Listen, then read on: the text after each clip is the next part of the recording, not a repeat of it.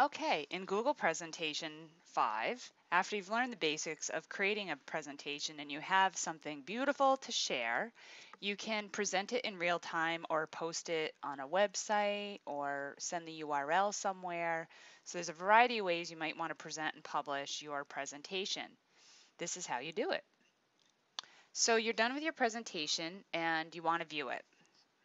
Let's start with the basics. In the top right, you see Start Presentation. So let's view our 3-slide presentation.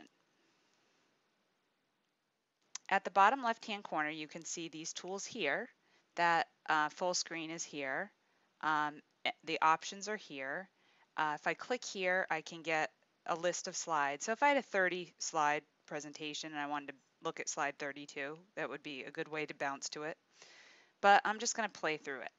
My Favorite Vacation Spot by Sally Sample.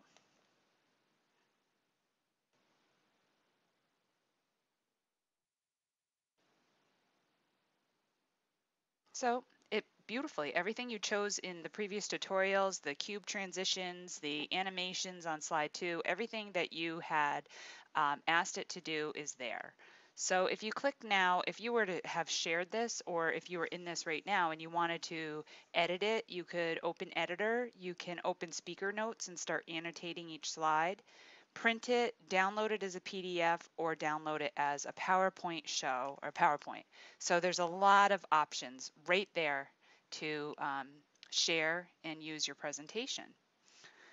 Now the other thing you want to know is that you have to change the share settings if you're going to send it somewhere for somebody else to view.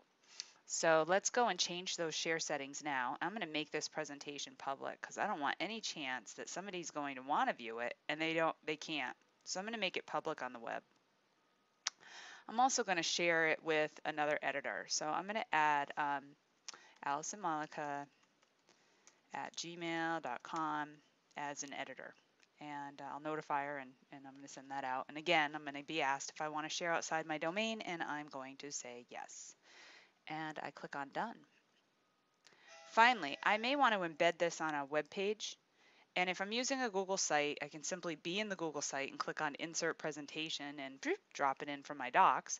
But let's say I'm not using a Google site. Let's say I'm using a different web source, or I have a blog. I want to embed my PowerPoint in my blog. So I'm going to click on Publish to the Web and start publishing. And I'm going to click OK. And this is the embed code I get. So if I want to embed this presentation now in my blog, I can. And I can choose different sizes, and I can choose auto advance or not, and how the slideshow starts or goes. So I can also take this link and email it to somebody as well, or hyperlink it in an email or a document. So you can see there's a lot of sharing and publishing options with the Google presentation. It just far exceeds anything you could do with software that's on your hard drive. And once you're done here, keep in mind that with Google Presentation, it works like all the other tools in Google Docs. You can have more than one editor. So if you have a group of 5 people working on a project, each person could be assigned a slide. The who, what, where, when, and why, and how of a topic, you can assign to a group and say, you're all working on the same topic, but each of you has your own slide, and then they can work collaboratively to build a presentation together. And that's a really great way to introduce the collaborative document to your class. I hope that this has been a helpful series of tutorials, and that you can make powerful presentations with just these basic tips.